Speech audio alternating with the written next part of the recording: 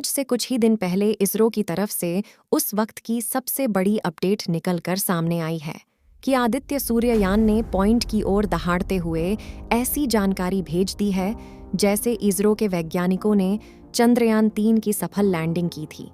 उसी तरह ही आदित्य L1 में भी फिर से खुशी की लहर देखने को मिल रही है।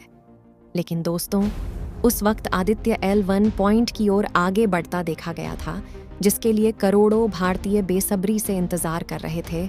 उनके चेहरे पर इस वक्त खुशहाली देखने को मिल रही है। और इस कारनामे को देखने के बाद इसरो के वैज्ञानिक अपने आप पर गर्व महसूस कर रहे हैं। भारत के द्वारा भेजा गया आदित्य सूर्ययान भी अपने मिशन में लगातार सफलता हासिल करके तेजी से सूरज की ओर आगे बढ़ रहा है। लेकिन मित्रों, आप लोगों के मन में उस वक्त बहुत सारे सवाल उठ रहे थे। तो दोस्तों, इसी सवाल का जवाब लेकर मैं आपके साथ उपस्थित हूँ। दोस्तों, सूरज के जन्म से लेकर मृत्यु तक ऐसे जबरदस्त रहस्य है जिससे आप लोग अभी तक इससे अनजान हैं। दोस्तों, आज की इस वीडियो में हम इन्हीं रहस्यों से पर्दा उठाने वाले हैं, इसलिए इस वीडियो के अंत तक अवश्य बने रहें। हम आपको सूर्य से जुड़े कुछ ऐसी बातें बताएंगे जिन्हें जानकर आप भी हैरान हो जाएंगे। लेकिन दोस्तों, आगे बढ़ने से पहले अगर आप एक सच्चे देशभक्त हैं तो इस वीडियो को एक लाइक जरूर कर दीजिए और कमेंट बॉक्स में इसरो की मेहनत और कामयाबी के लिए जय हिंद जय इसरो जरूर लिखें। और साथ ही अगर अभी तक आपने मेरे चैनल को सब्सक्राइब नहीं किया है तो सब्सक्राइब जरूर से कर दें। तो चलिए दोस्तों, हम अपने टॉपिक पर आते हैं। सूर्य को जैसे हम सिर्फ दिन और रात का जनक मानते हैं, वह हमारे धरती और हमारे जीवन के लिए कितना महत्वपूर्ण है। हम सब जानते हैं कि ब्रह्मांड में हर सेकंड करोड़ों ग्रह तथा तारे जन्म लेते हैं और मरते हैं। ब्रह्मांड इतना विशाल है कि हम अंदाजा भी नहीं लगा सकते कि कितने तारे अभी बन रहे हैं और मर रहे हैं। परंतु अगर हम सूर्य के जन्म की बात करें तो यह घटना आज से 4.6 अरब वर्ष पुराना है। उस समय हमारा सौरमंडल अस्तित्व में नहीं आया था। उस समय जहां आज हमारे ग्रह उल्का पिंड तथा हमारा सूर्य है, वहां धूल के कण थे जो एक विशाल बादल के समान प्रतीत होते थे, जिन्हें आज हम सूर्य कहते हैं। वैज्ञानिकों ने उस समय के बादल को सोलर नेब्यूला कहा। उस समय इसमें धूल के कारण अपने अक्ष पर चक्कर लगाते रहते थे। उस समय सोलर नेब्यूला में अंतरिक्ष के गुरुत्वाकर्षण के कारण दबाव लगने लगा, जिससे वे धूल के कण आपस में समीप आने लगे। ऐसे ही बहुत से प्रश्न पूछे जाते हैं कि सूर्य का जन्म कैसे हुआ, सूर्य का निर्माण कैसे हुआ, सूर्य कैसे बना इत्यादि। इन सभी प्रश्नों का उत्तर है गुरुत्वाकर्षण। गुरुत्वाकर्षण के द्वारा लगने वाले दबाव के कारण ही जब यह दबाव अत्यधिक हुआ तो जो वहां मौजूद गैस और धूल के कण थे वे सभी सघन अवस्था में आ गए।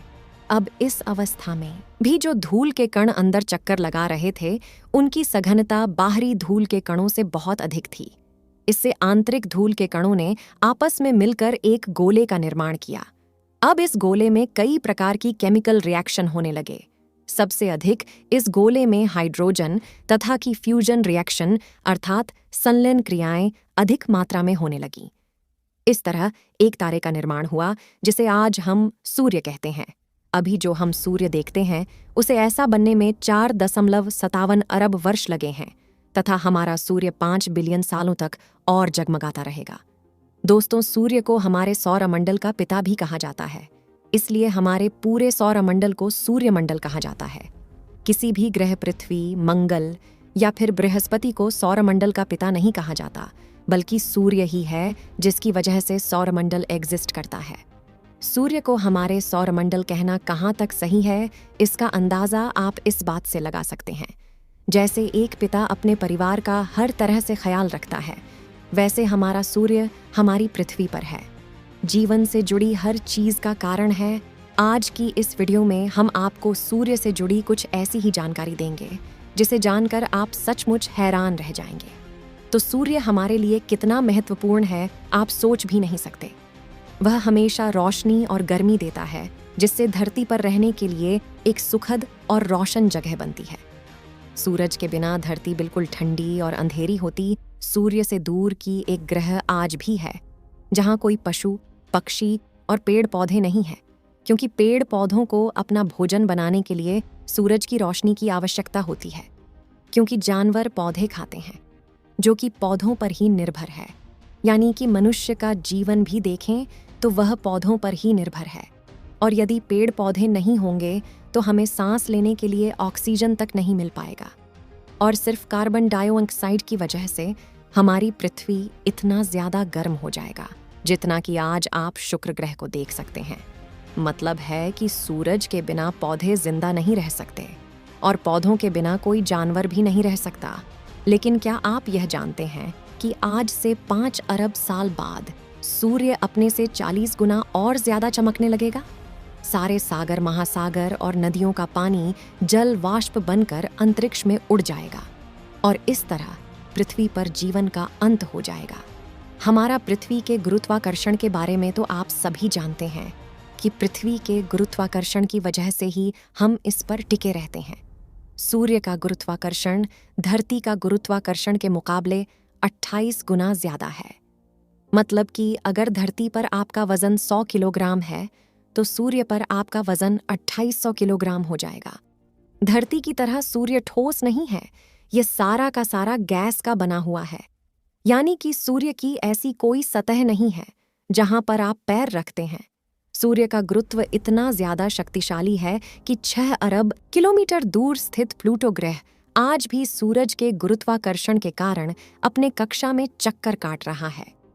यदि सूर्य का गुरुत्वाकर्षण बल इतना मजबूत ना होता तो प्लूटो कहीं अंतरिक्ष में खो गया होता। पलायन वेग व न्यूनतम वेग है जिससे फेंका गया कोई पिंड पृथ्वी के गुरुत्वाकर्षण क्षेत्र से बाहर चला जाता है और पुनः लौटकर पृथ्वी पर कभी नहीं आता।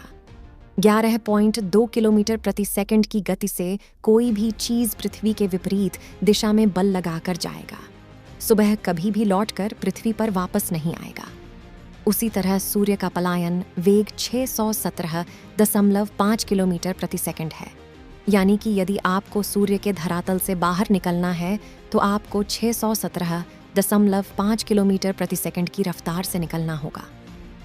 प्रकाश सूर्य से पलों तक पहुंचने में 5.5 घंटा का समय लेता है और वही प्रकाश धरती पर 8.5 मिनट में पहुंच जाता है। जैसे हमारी धरती अपनी दूरी के समक्ष 24 घंटे में एक चक्कर पूरा करता है, उसी से हमारे दिन और रात बनते हैं। ऐसे ही सूर्य अपनी दूरी के समक्ष 25 दिन में एक चक्कर पूरा करता है। यह सूर्य पर भी दिन को गिना जाए तो पृथ्वी पर 25 दिनों के बराबर होगा। इसमें सिर्फ 20 बार ही आकाश गंगा के चक्कर काटा है। जिस तरह हर बार हमारी पृथ्वी सूर्य का चक्कर लगाती है, उसी तरह सूर्य भी आकाश गंगा के चक्कर लगाता है। वैसे भी सूर्य निरंतर आकाश गंगा के चक्कर लगा रहा है और पिछले 5 अरब सालों में सिर्फ 20 बार चक्कर लगाया है।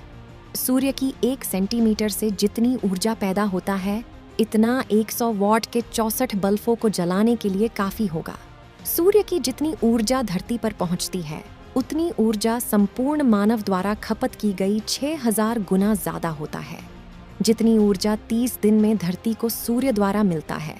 अगर सूर्य के वजन के बारे में बात करें तो सूर्य का द्रव्यमान 1.989 इंटू 1030 किलोग्राम है, जो पृथ्वी के द्रव्यमान के बराबर लगभग 3,33,000 गुना है।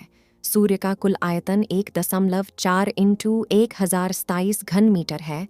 सूर्य सौरमंडल का पूरे 99.8% हिस्सा है। इसके बारे में और जानकारी के लिए हमारे इसरो ने आदित्य 11 लॉन्च किया है, जो बाहरी परत की जानकारी करके पृथ्वी तक भेजेगा। दोस्तों, पूरी दुनिया में हमारे भारत का नाम ऊंचा हो, तब तक आदित्य 11 के लिए आप लोग शुभकामनाएं कमेंट बॉक्स के माध्यम से देते रहे। इस वीडियो को एक लाइक ज़रूर करें और अपने मित्रों तक इस वीडियो को शेयर करें ताकि उन्हें भी जानकारी मिल सके, और अपने भरोसेमंद चैनल को सब्सक्राइब ज़रूर करें और बेल आइकन को ऑल पर सिलेक्ट करना बिल्कुल ना भूलें। मिलते हैं किसी और नॉलेजेबल वीडियो के साथ। इस वीडियो को अंत तक देखने के लिए धन्यवाद।